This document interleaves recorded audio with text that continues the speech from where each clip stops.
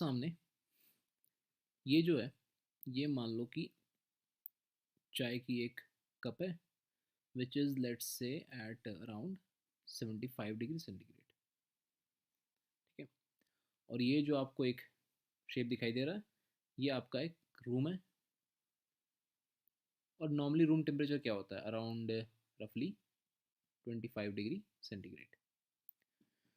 तो गर्म चाय की एक कप को लाकर हमने रूम में रखा, क्या होता है? अब सिंपली ऑब्जर्व करो क्या होता है, सोचो जस्ट क्या होगा। धीरे धीरे इसका टेम्परेचर कम होगा, मतलब आप थोड़ी देर के लिए नहीं पीते हो, 1 मिनट रुकते हो, 1 मिनट के बाद देखते हो कि इसका टेम्परेचर घट करके अराउंड लेट से 55 हो गया, 1 या 1.5 मिनट में। आप फिर अराउंड 3-4 मिनट रुकते हो लगभग, तब देखते हो कि इसका टेम्परेचर जो घट करके वो अराउंड लगभग 45 तक हो गया। फिर आपको 5 मिनट टाइप्स या 6-7 मिनट लगभग और रुकना होता है, 7-8 मिनट लगभग, तब जाके इसका टेम्परेचर जो है 45 से घट करके 30 तक होता है। फिर आपको बहुत देर रुकना पड़ेगा, 15-20 मिनट मान के चलो दोस्त,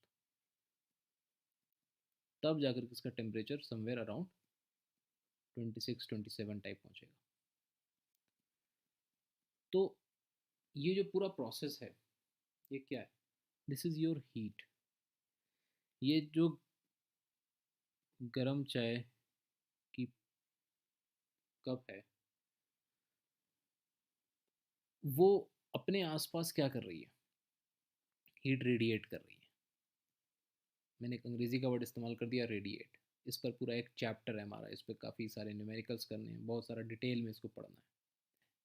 तो heat flows from high temperature to low temperature, हमेशा इसको याद रखिए दिमाग में, that heat flows from high temperature to low temperature.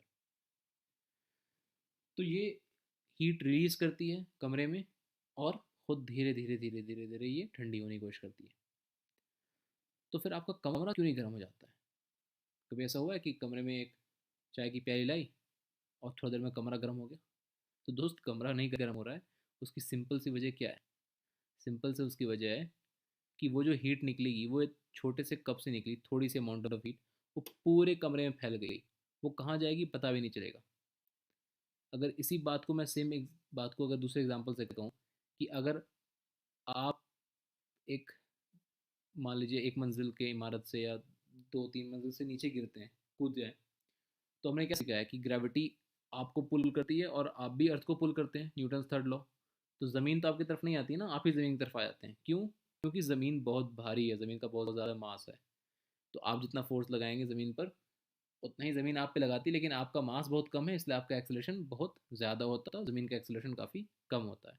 Same concept यहाँ पर है कि छोटी सी चाय कप से जो हीट निकलेगा वो पूरे रूम में जब डिस्ट्रीब्यूट होगा, तो उसके लिए पूरे कमरे को गर्म करना बहुत मुश्किल है। मगर फिर भी हम यहाँ पर देखेंगे अगले लेक्चर्स में कि ये मान लीजिए इसके बगल में मैंने अगर एक लेट से आइस क्यूब रख दिया होता, तो वो आइस क्यूब ज़रूर पिघल जाता इसकी हीट से। कितनी देर में पिघलता वो इम्पोर्टेंट है ना, कितना टाइम लगता उसको। चाय कितनी देर के बाद कितनी ठंडी होती है, यानी किस रेट से वो ठंडी होनी है, यानी कि रेट ऑफ कूलिंग। तो ये छोटी छोटी चीज़ें, तो अगले पूरे लेक्चर्स में हम जो हीट हमने समझा है, हीट की बेसिक वाले हमने बातें क्या समझी कि heat is a form of energy that travels, heat flows from high temperature to low temperature.